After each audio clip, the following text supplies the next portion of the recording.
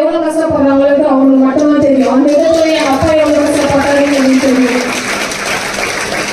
நிறைய பேர் வந்து ஸ்கூல்ல வந்து டூர் கூப்பிடுவாங்க, எல்லா இடத்துக்கும் கூப்பிடுவாங்க, எல்லாருமே போவாங்க. ஆனா நான் மட்டும் போக மாட்டேன். ஏன்னா எனக்கு சாதிக்கணும்னு இருந்தது. என்னோட எல்லாருமே டூருக்கு போற நேரத்துல நான் பிராக்டிஸ் பண்ணேன். அதனாலதான் இந்த ஸ்டேஜ்ல வந்து நான் கண்டிப்பா பேசிட்டு இருக்கேன்.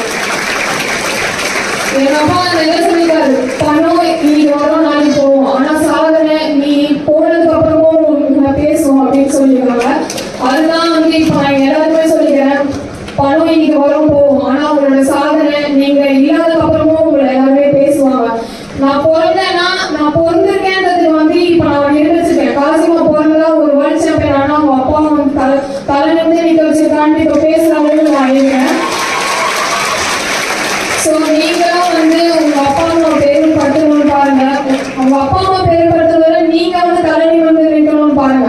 உங்க அப்பா அம்மா உங்களை கஷ்டப்பட்டு படிக்க வைக்கிறாங்கன்னா அவங்களால படிக்க முடியல, நீங்க படிச்சு முன்னேறி வரணும்ன்றதுதான். எங்க அப்பா அம்மா வந்து அதுதான் இப்ப பண்ணிட்டு இருக்காங்க. எங்க அக்கா பிகாம் முடிச்சாங்க, எங்க அண்ணன் பிஏ முடிச்சு, என் அண்ணன் ஒரு ஜூனியர் நேஷனல் சாம்பியன். அவரை பார்த்துதான் நான் கேரம் விளையாட ஸ்டார்ட் பண்ணேன். அவரே இங்கெல்லாம் உட்காந்துட்டு இருக்காரு. ஒரு சூழ்நிலைக்காக தான் நான் கேரம் கூட வந்தேன். ஏன்னா லாக்டவுன்லாம் வந்து எங்களால எதுவுமே பண்ண முடியல. எங்க அப்பா டிவிக்கு தான் எங்களெல்லாம் பார்த்துட்டாரு. அந்த நேரத்துல நான் சொன்னேன், எங்க அண்ணனால வந்து கண்டினியூ பண்ண முடியல கேரம். ஸோ அந்த ஏன்னா குடும்ப சூழ்நிலை அந்த மாதிரி மாசம் 8000 ரூபாய் கட்டணும் நாங்க. ஸோ அதுக்கப்புறமா அங்க வந்து வீடு ஷிஃப்ட் பண்ணி வேற வீட்டுக்கு வந்து ஓடு வீடு தான் நான் இப்ப இருக்கிற வீடு. அந்த வீட்டுல தான் நாங்க 2 வருஷமா இருக்கோம். ஸோ நிறைய வந்து ஸ்ட்ரகிள்ஸ், நிறைய கஷ்டம்லாம் இருந்தது. அந்த நேரத்துல நான் சொன்னேன், அண்ணனால முடியலப்பா, உங்க கனவை நான் நிறைவேற்றி காட்டுறேன்ட்டு என்னோட 13வது வருஷத்துல நான் வேர்ல்ட் கப்பை வின் பண்ணி எங்க அப்பாவோட கனவை நிறைவேற்றிருக்கேன். ஸோ நீங்களும் உங்களோட யாருக்காகவும் உங்களுடைய ஏழ்மையும் ஒவ்வொருத்தையும் தயவு செஞ்சு விட்டுறாதீங்க.